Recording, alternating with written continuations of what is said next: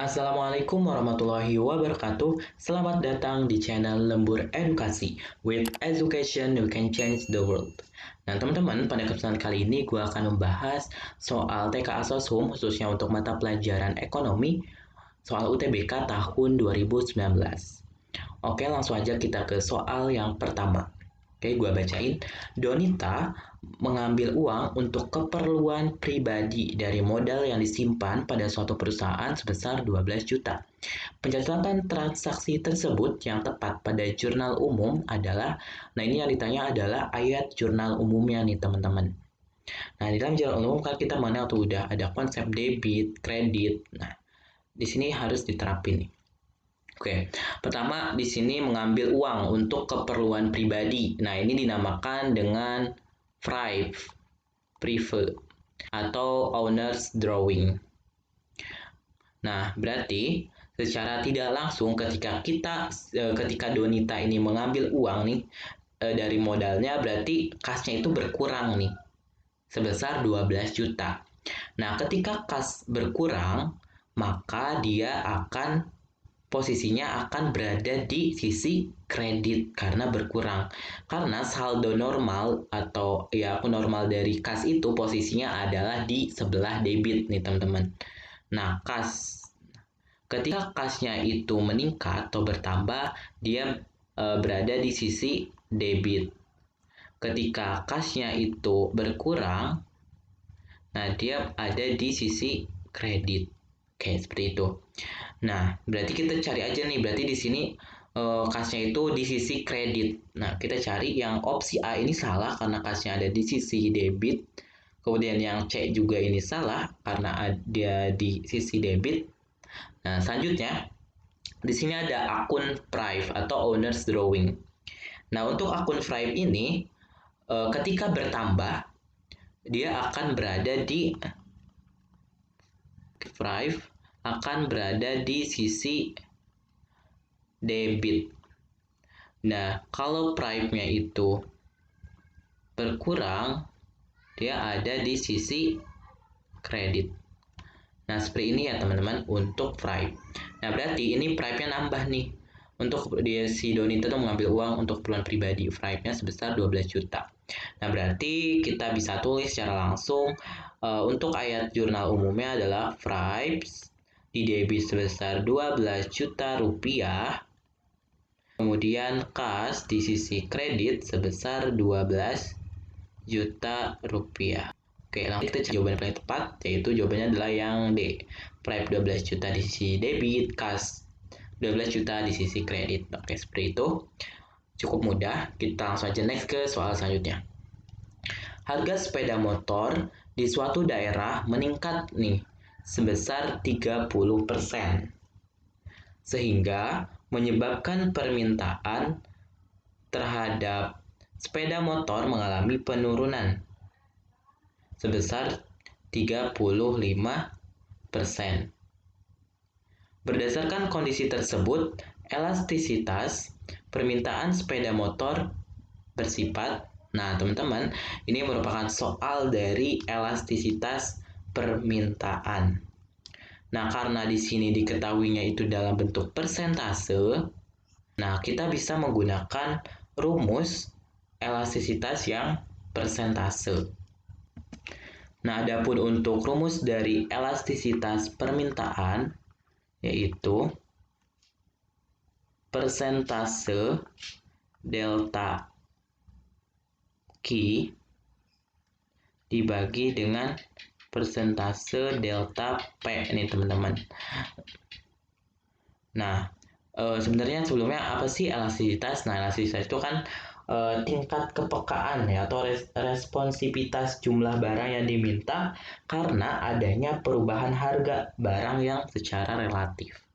Nah, di sini harganya nih, harga sepeda motor di suatu daerah meningkat sebesar 30%. Nah, berarti ini harga price-nya nih. Berarti diketahui ya, kita ketahui dulu supaya mudah. Nah, diketahui berarti persentase delta P-nya price itu 30% nih.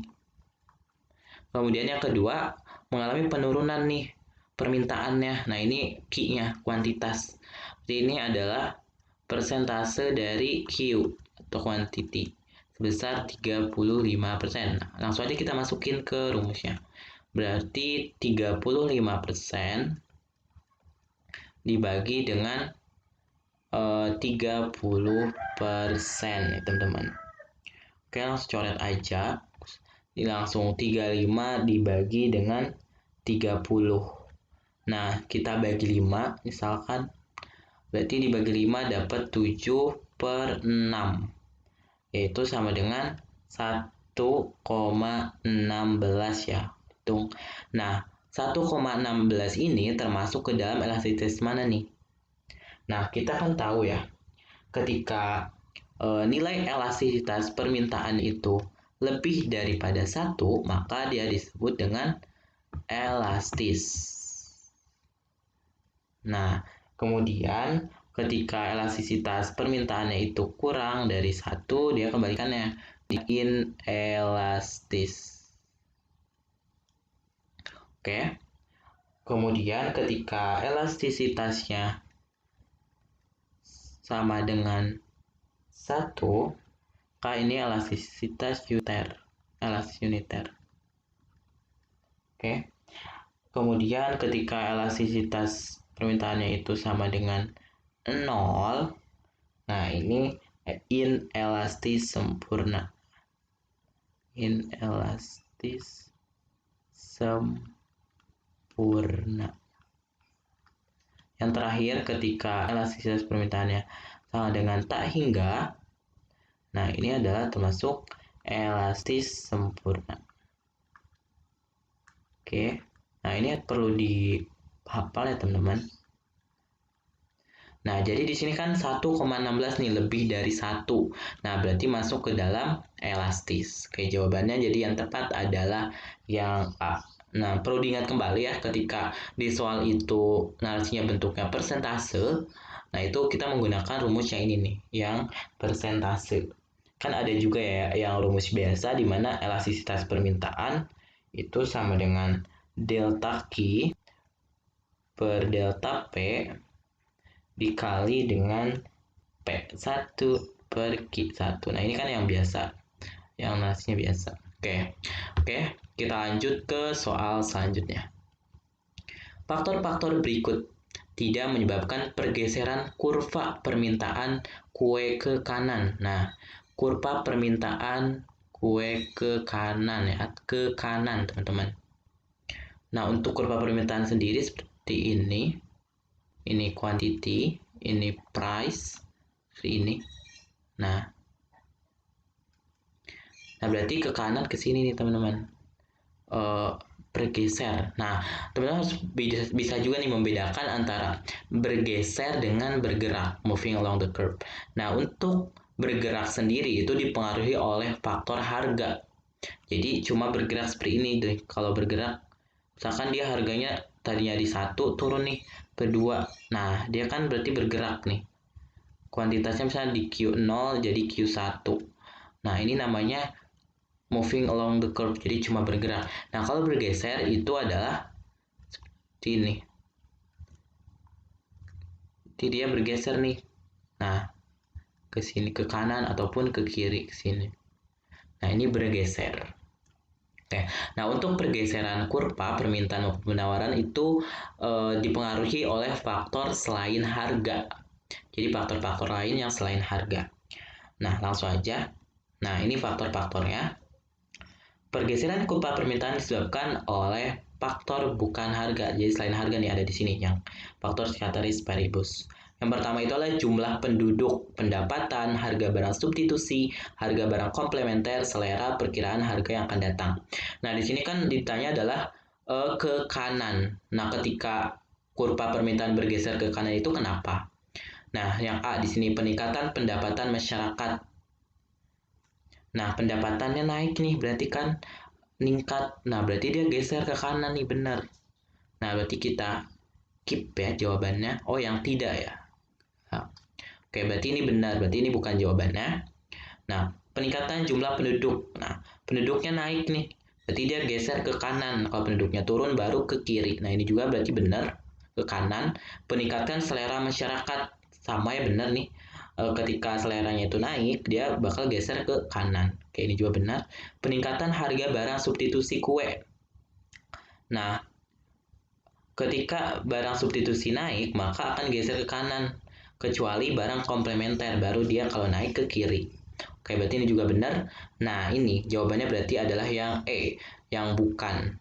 Peningkatan harga kue. Nah, tadi kalau faktor harga itu bukan membuat kurva permintaan itu bergeser, tapi ini hanya membuat bergerak aja. Bergerak atau moving along the curve ya. Jadi jawaban yang paling tepat adalah yang E. Oke, kita next ke soal selanjutnya. Nah, diketahui tabel kegiatan produksi suatu perusahaan sebagai berikut. Nah, ini diketahui ada tenaga kerja, kemudian modal, kemudian ada total produksi. Nah, berdasarkan tabel tersebut, besarnya produk marginal pada saat tenaga kerja 5. Nah, kita buletin yang ini. Ketika tenaga kerjanya 5, berapa sih besarnya MP atau marginal produk atau produk marginal? Oke, nah berarti di sini kita harus tahu nih rumusnya, cara mencari MP atau marginal product. Nah, untuk mencari MP atau marginal product itu adalah delta TP. Oke, mohon maaf. Nah, untuk mencari MP berarti, oke, sebentar.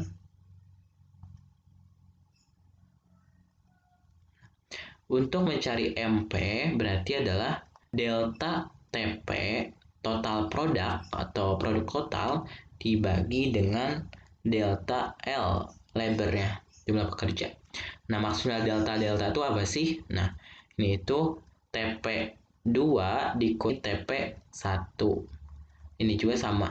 Labor 1 labor 2 dikurangi labor 1 gitu ya.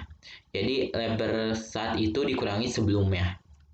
Nah, di sini kan yang ditanya tadi ketika labornya atau tenaga kerjanya itu 5. Nah, berarti ketika 5 labornya ketika sama dengan 5. Nah, berarti MP sama dengan TP2. Nah, berarti di sini nih 38, ini TP-nya. 38 dikurangi TP sebelumnya. Total produk, total produksi total sebelumnya, yaitu 32. Berarti 38 dikurangi 32 dibagi per 5, berarti 5 kurangi 5 kurangi 4 sebelumnya ini. Nah, berarti 1. Nah, 38 dikurangi 32 itu hasilnya adalah 6, teman-teman, dibagi dengan 1, berarti 6. Oke, jadi jawaban yang paling tepat adalah 6. Nah, ini besarnya produk marginal pada saat tenaga kerja 5 yaitu sebesar 6. Oke.